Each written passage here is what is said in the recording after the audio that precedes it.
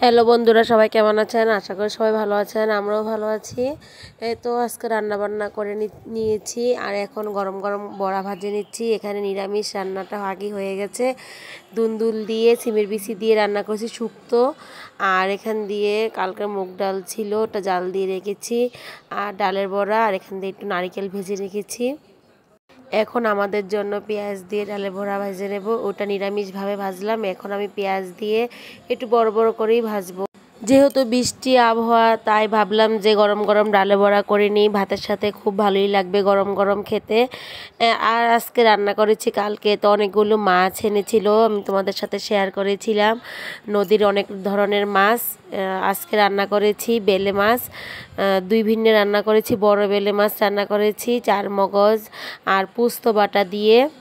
আজকে আবার আমার ননদ এসেছে, ননদ আর ভাগ্নি এসেছে, ওদেরকে নিয়ে খাওয়া দাওয়ার পর সন্ধ্যার পরে ওদেরকে নিয়ে একটু এক জায়গায় গিয়েছিলাম, তোমাদের সাথে তাও শেয়ার করেছি, দেখতে থাকো।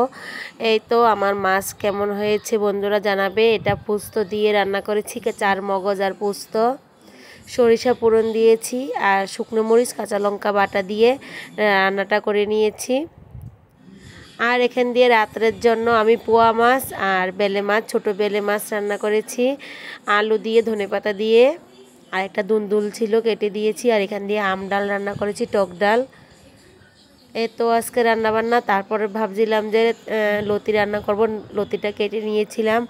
পরে ভাবলাম যে না, লতিটা রান্না করলে কেউই খাবে না, আজকে অনেক পদ হয়ে গেছে রান্নার। আর এখানে 1 কেজি কাঁচামরিচ কিনেছিলাম কালকে, তাই ভাবলাম যে ব্লেন্ডার করে রেখে দেই, আস্তে আস্তে খাওয়া যাবে। আমার প্রায় বড়া ভাজা হয়েই এসেছে, এগুলি ভাজলে আরেকবার দেব, তাহলেই হয়ে যাবে।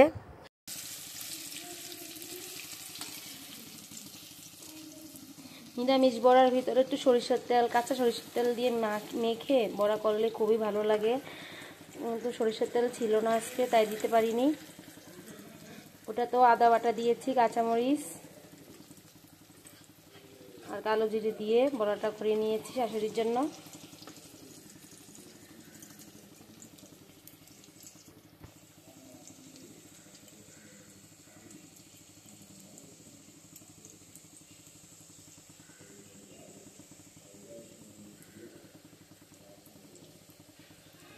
বৃষ্টির দিনে একটু ভাজা ভুজা খেতে ভালো লাগে, তা আবার ডালের বড়া ডাল দিয়ে খেতে খুবই ভালো লাগে।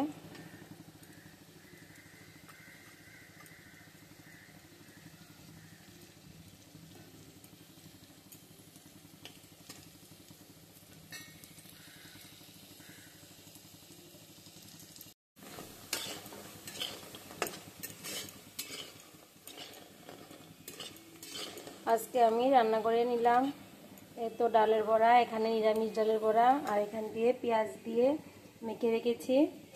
আগে এটা নামিয়ে নিই।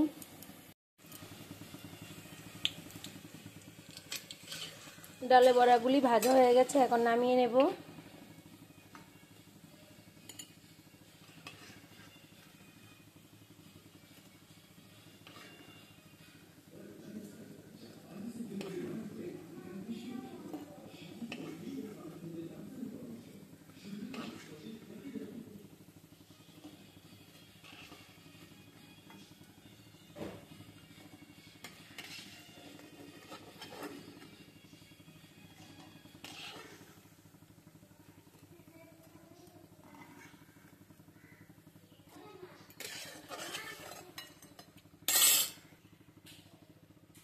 এগুলি আমি রাত্রে ভাজি করব, গরম গরম খাওয়া যাবে। এখন আমি রেখে দেব ঢেকে, আর এগুলি এখন খাবে।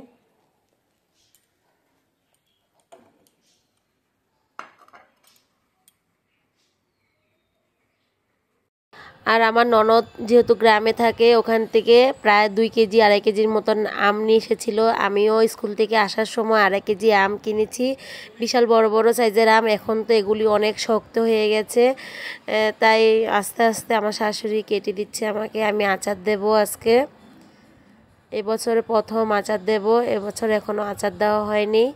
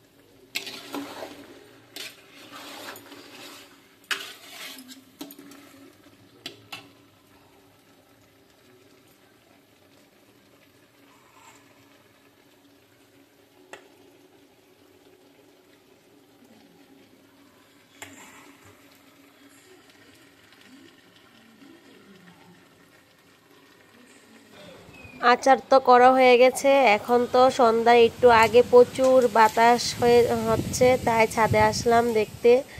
এই তো মানে এত বাতাস হচ্ছে, শুধু ধুল উঠছে উপর থেকে, চাল থেকে ধুল পড়ছে, তারপর গাছ থেকে ময়লা, উপর তাকানো যাচ্ছে না।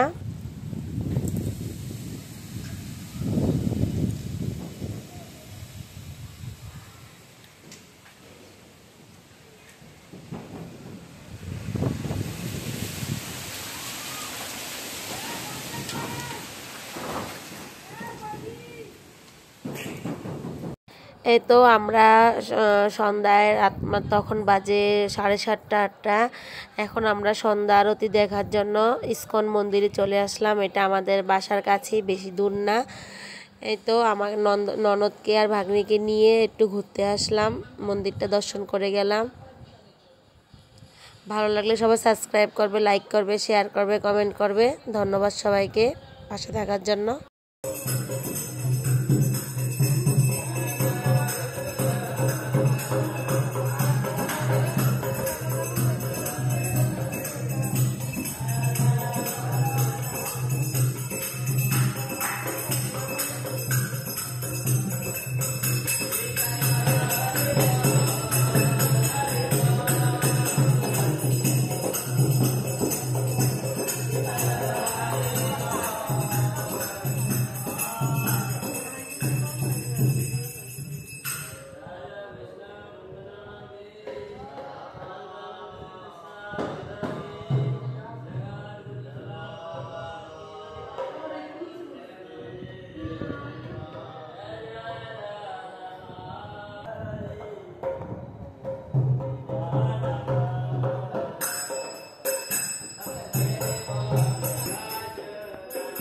তাকাও বদি,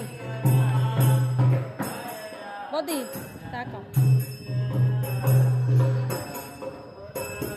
ওদিকে তাকাও, ওদিকে যাও।